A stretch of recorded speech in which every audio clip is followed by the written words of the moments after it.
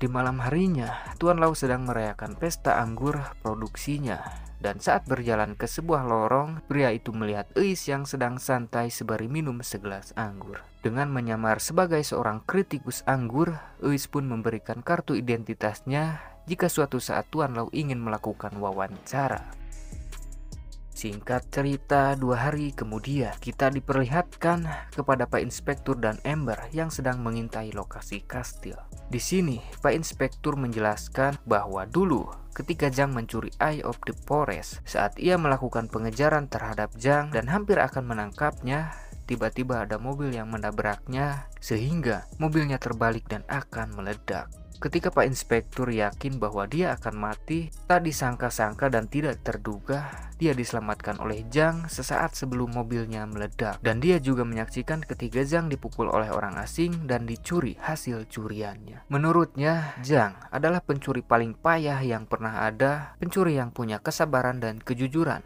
Maka dari itu, jika Pak Inspektur tidak menangkapnya sekarang, dia khawatir karena tidak akan bisa lagi untuk menangkapnya. Beberapa saat kemudian Pak Inspektur melihat Eis datang ke kastil untuk melakukan wawancara. Pria itu tidak gegabah dalam bertindak dan lebih memilih untuk menunggu sampai Eis keluar dari kastil. Sementara itu kita dialihkan kepada Eis yang sedang memasuki kastil dengan kacamata canggihnya. Setiap tempat yang dilihat oleh Eis akan langsung terpindai oleh komputer milik Chen. Singkatnya, di sela sesi wawancara tersebut, Eis mengalihkan pertanyaan dengan menanyakan tentang koleksi paling berharga apa yang dimiliki Tuan Lau. Tanpa curiga sedikit pun, pria itu mengatakan bahwa dia punya salah satu bagian dari kalung gaya, yaitu Robe of Life. Kemudian Eis mengajak Tuan Lau untuk melakukan sesi foto dengan koleksinya tersebut dengan dalih untuk membuat artikel yang lebih menarik. Jelas, Tuan Lau yang terobsesi kepada Eis pun dengan senang hati melakukannya. Lokasi disimpannya Robe of Life berada di ruangan rahasia dengan sistem keamanan state of art yang dikendalikan lewat remote dan terhubung langsung ke ponselnya. Tak hanya itu, dalam ruangan tersebut memiliki kamera CCTV beserta laser di setiap penjuru. Lalu ada seekor anjing penjaga dan Robe of Life dilindungi dengan kaca kotak yang hanya bisa dibuka menggunakan sidik jari Tuan Lau. 对，高一点，再往左一点，再往左。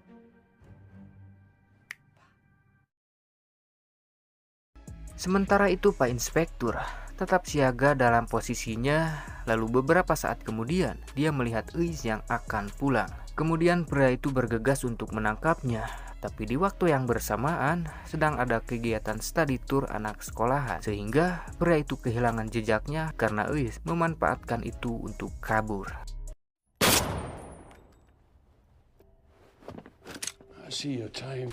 Dalam saling todong itulah terjadi sebuah percakapan berat antara teman lama yang dimana Zhang berkata bahwa Pak Inspektur tak seharusnya menyeret Ember dalam kasusnya karena ini adalah urusan kita berdua. Setelah itu Zhang menitipkan kalung kepada Pak Inspektur untuk diberikan ke Ember.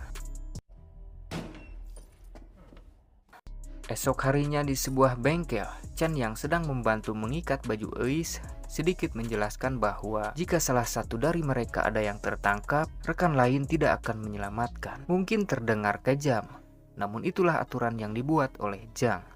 Dalam sebuah briefing, dengan rencana dan strategi yang sudah matang, Zhang menjelaskan. Pertama, Zhang dan Chen akan dibawa oleh Demon, seorang rekan yang menyamar sebagai pemasok anggur yang menuju ke gudang penyimpanan.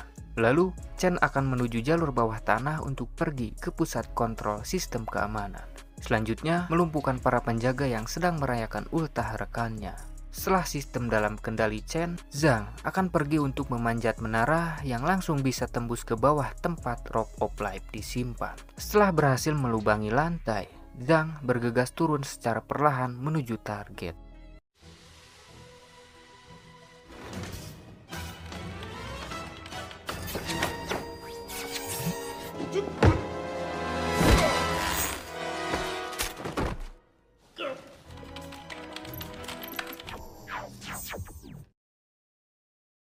Di sisi lain, Eis kali ini menyamar sebagai princess untuk menarik perhatian Tuan Lau. Setelah sebelumnya memakai alat pemindai di tubuhnya, Eis pun dengan mudah mendapatkan sidik jari Tuan Lau.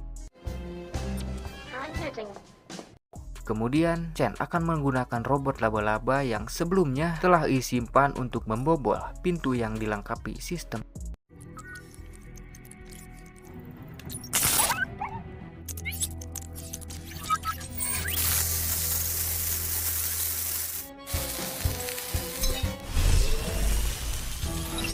Selanjutnya, Zhang yang telah berhasil menumpukan Rope of Life meminta Chen untuk segera mengirim data sidik jari Tuan Lau. Dan di waktu yang bersamaan, Tuan Lau kedatangan Pak Inspektur yang kembali meyakinkan Tuan Lau jika sedang terjadi perampokan. Kemudian, Pak Inspektur menyuruh Tuan Lau untuk mengecek CCTV lewat ponselnya yang walaupun tidak ada kejanggalan, tapi saat kedatangan anjingnya, Tuan Lau pun percaya dan bergegas mengecek Rope of Life. Bersamaan dengan itu, Zhang yang sedang menunggu proses penerimaan sidik jari pun kembali harus berpacu dengan waktu karena rombongan Pak Inspektur dan Tuan Lau sedang menuju ke arahnya. 那玉红呢？再不走你也走不掉。白恩芬，所以不要上我啊，走。 Kemudian mereka bergegas kabur menuju hutan untuk menggunakan kendaraan yang telah disiapkan.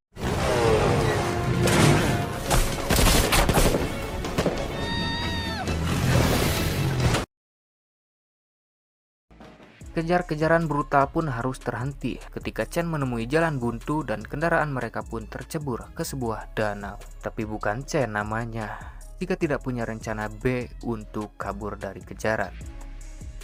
Sementara itu, Zhang masih terlibat kejar-kejaran dengan Pak Inspektur yang membawa ember bersamanya. Sampai suatu ketika, Pak Inspektur mengeluarkan pistol dan menembak Zhang di lengannya hingga pria itu terjatuh dari motornya. Dalam kondisi terpojok itulah, Zhang pasrah jika harus ditangkap oleh Pak Inspektur, tapi tiba-tiba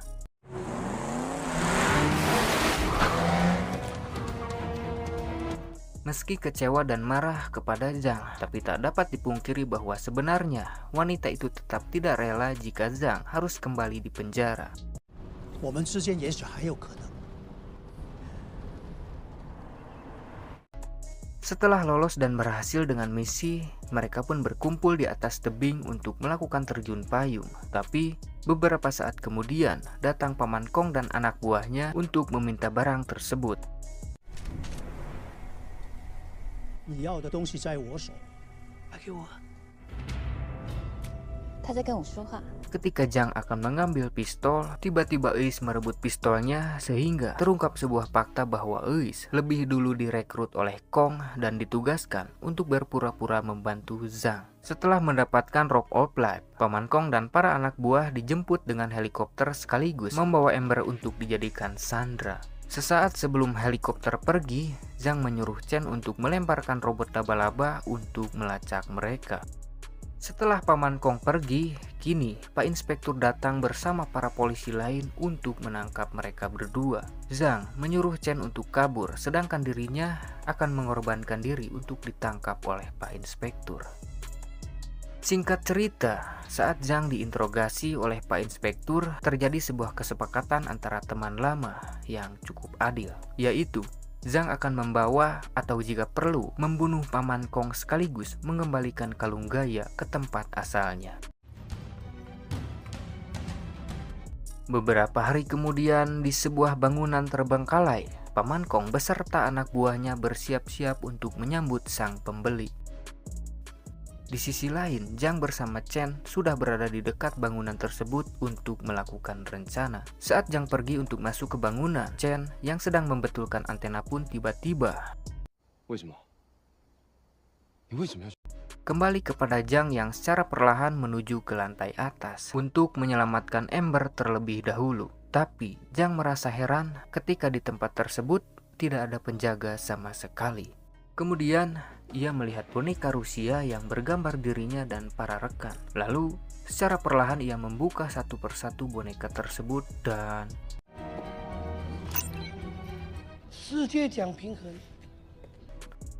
bom tersebut memiliki sensor jarak yang terpasang pada koper dari kalung Gaia, dan jika bom itu terpisah sejauh 1 km dengan Gaia, maka bom tersebut akan otomatis meledak.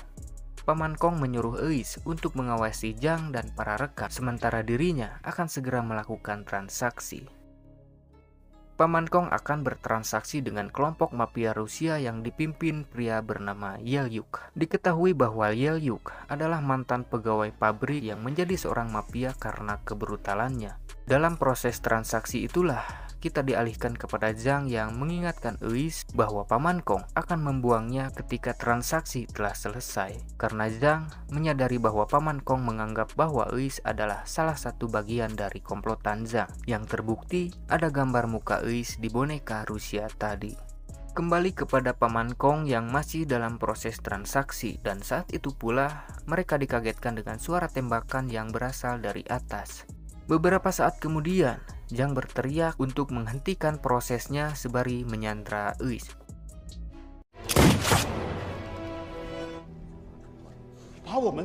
Sesuai perkataan Zhang, bahwa Paman Kong tak segan untuk membunuh anak buahnya ketika sudah tidak diperlukan lagi. Selagi Paman Kong mengoceh dan bertengkar dengan Zhang, Chen bersama Ember sedang mengendalikan robot laba-laba untuk membuat serangan.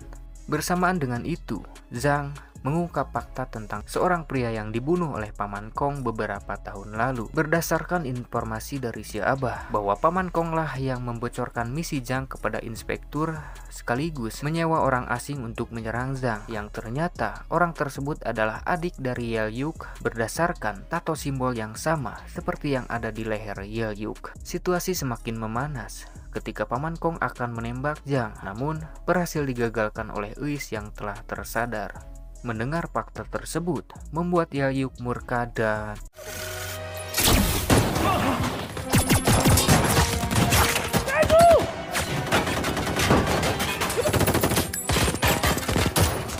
tak punya pilihan lain. Karena terpojok, Zhang pun memutuskan untuk memberikan kopernya demi keselamatan bersama.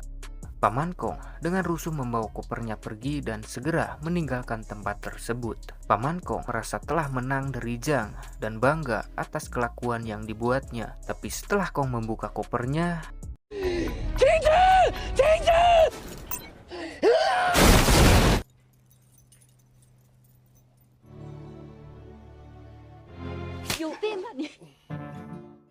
di akhir film, kita diperlihatkan kepada Pak Inspektur yang mendapat paket COD dari Zhang yang isinya adalah 2 bola lato-lato, dan apakah Pak Inspektur akan mencari tali dan bermain lato-lato? Sudahlah, karena film pun tamat. Bagaimana teman-teman, cukup beradrenalin bukan? Ya, betul sekali. Oke guys, sekian dulu untuk video kali ini. Jika kalian suka silahkan subscribe ya guys, bantu untuk 1000 subscribernya biar bisa monet dan ada adsense-nya. Ada adsense-nya guys, kan kudu ada adsense-nya tuh. Terima kasih guys, terima kasih teman-teman, ciao.